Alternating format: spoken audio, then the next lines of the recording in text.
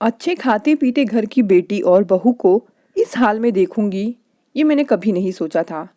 आज 30 साल बाद वापस इस शहर में ट्रांसफ़र हो के आने पर मैं बहुत खुश थी कि पुराने परिचितों से मुलाकात होगी और बचपन की यादें ताज़ा होगी।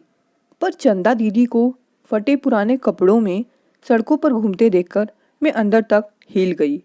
अपने माँ बाप की इकलौती औलाद चंदा दीदी अपने पिता की बहुत मन्नत मुरादों का फल थी।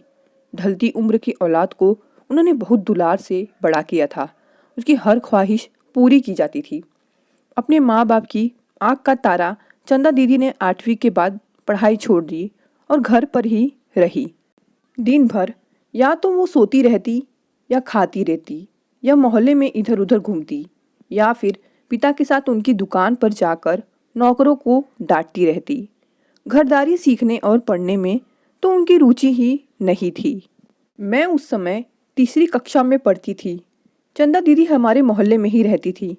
हम बच्चों के साथ वो बहुत अच्छा व्यवहार करती थी।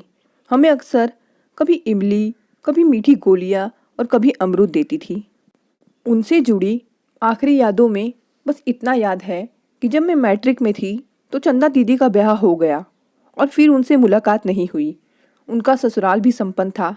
चंदा दीदी के पति भी अपने माता पिता की इकलौती संतान थी। आज उन्हें यूं भटकते देख मैं समझ नहीं पाई कि क्या करूं। पति को मेरा एक अर्धविक्षिप्त सी महिला का भरे बाजार में यूं हाथ पकड़ के खड़े हो जाना अजीब सा लग रहा था। उनकी आंखों में कई सवाल थे। सवाल तो मेरे मन में भी थे, जिनके जवाब सिर्फ वही दे सकती थी, जिनको देखने से ये सवाल जन्मे थे। चंदा दीदी मुझे पहचान गई।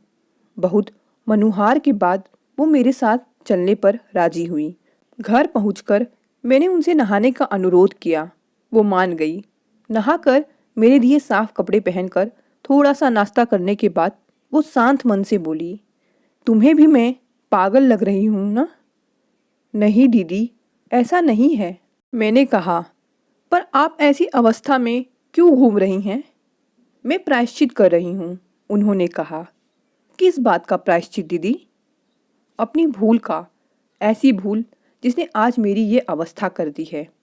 चंदा दीदी ने कहना शुरू किया। लंगर की पंगत बिछी थी। लोग खा रहे थे। भूख से मेरी आंतें कुलबुला रही थी। अगली पंगत का इंतज़ार करना भारी पड़ रहा था। मैं गुरुद्वारे के लंगर की लाइन में बड़े सब्र के साथ खड़े रहकर अपनी बारी का इंतज़ार कर रही हूँ। मैं वही हूँ जिसको खाना पसंद न आने पर माँ को रसोई फिर से बनानी पड़ती थी। मैं वही हूँ जो हमेशा थाली में ढेर सारी जूठन छोड़ती थी। मैं वही हूँ जो शादी के बाद 2 लोगों के लिए 4 लोगों का खाना बनाकर बचा खाना हर दिन फेंकती थी।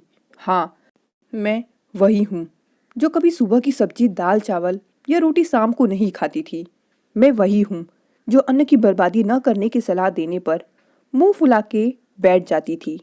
मैं वही हूँ जो पिता और पति के घर सप्ताह में 3 दिन होटल का खाना खाती थी। मैं वही हूँ जिसकी रसोई में अनाज में कीड़े पड़ते रहते थे और अन्न सड़ सड़ के बर्बाद होता था, परंतु मुझे कोई चिंता नहीं रहती थी। मैंने जीवन में सिर्फ मनमानी की है। आज मुझे होश आया है जब मेरा सब कुछ लूट चुका है। प्यार करने वाला पति मुझे छोड़ गया। ना, मेरी पति की कोई गलती नहीं है। मुझे तो आश्चर्य होता है कि मेरी जैसी बेसऊर और जिद्दी महिला को उन्होंने इतने दिन सहा कैसे। मैं अपने बच्चों को भी अपने जैसा बना रही थी। पति के रूप में उन्होंने मेरी हर गलती माफ़ की, पर अपने बच्चों से, प्यार करने वाले पिता से अपने बच्चों की बेढंगी परवरिश नहीं देखी गई। वो चले गए बच्चे लेकर, मुझे छोड़ गए। मुआवजे के रूप में एक मुश्त रकम को देकर मैंने कुछ ही सालों में सारे रुपए खर्च कर दिए। मेरी फुहड़ता और जिद्दीपन ने मुझे आज जहाँ लेकर खड़ा किया है, वो जगह मेरे लिए मैंने खुद अपने कर्मों से तय की है। जितना जूठन मैंने छोड़ा है और जितनी अन्न की बर्बादी की है, उसमें एक आदमी की आधी जिंदगी गुजर जाती। आज रिश्तेदारों की जूठन और लंगर के भोजन पर जीवित हूँ। कर्म का लेखा भोग रही हूँ। ये लेख स्वयं मैंने लिखा है। जीवित हूँ अब भिक्षा पर, क्योंकि अन्न को मैंने फेंका है। चंदा दीदी खामोश हो गई।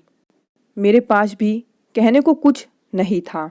कहानी पसंद आई तो लाइक, शेयर और कमेंट ज़रूर करें और साथ ही साथ चैनल को सब्सक्राइब करना ना भूलें। धन्यवाद।